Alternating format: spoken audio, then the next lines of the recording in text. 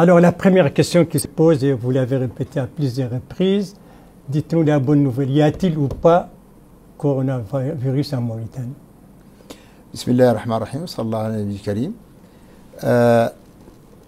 Dans le journal arabe, j'ai dit qu'il n'y a pas de cas. Là, je viens d'annoncer tout de suite, on vient d'avoir le résultat d'un cas positif. Ah bon? Nous avons un étranger qui est venu il y a 4 jours exactement. Après son arrivée de 24 heures, son ami avec lequel il vivait en Europe l'a informé que lui, en Europe, est positif. Alors lui-même, il s'est mis en quarantaine, il s'est isolé. Ce matin, il nous a informé qu'il a la fièvre, vers 10 heures. Nos services se sont rendus sur place. Ils ont fait le prélèvement. L'analyse a continué. Et j'ai eu le résultat après mon départ du journal télévisé arabe. Et donc, le cas est positif. Donc, le cas est positif. Voilà. Donc, première chose, je voudrais dire à tous nos concitoyens, d'abord, que la sérénité est la meilleure arme contre l'épidémie. Le calme, la sérénité.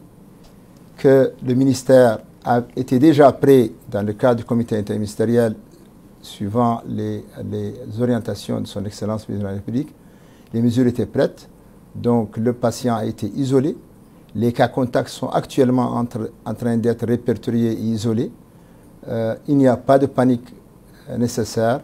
Toutes les mesures étaient déjà prêtes à l'avance.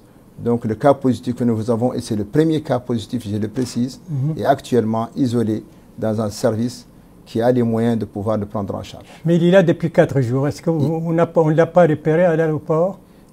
Il est là depuis 4 jours. À l'aéroport, ce qu'on repère, c'est les gens qui ont la fièvre. Il n'avait pas encore de la fièvre. Et donc, est-ce qu'il n'y a pas eu de contact avec lui? Exactement. Nous sommes en train de rechercher tous les contacts.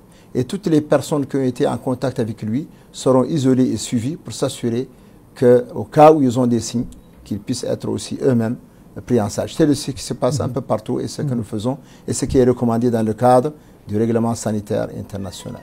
Voilà le premier cas.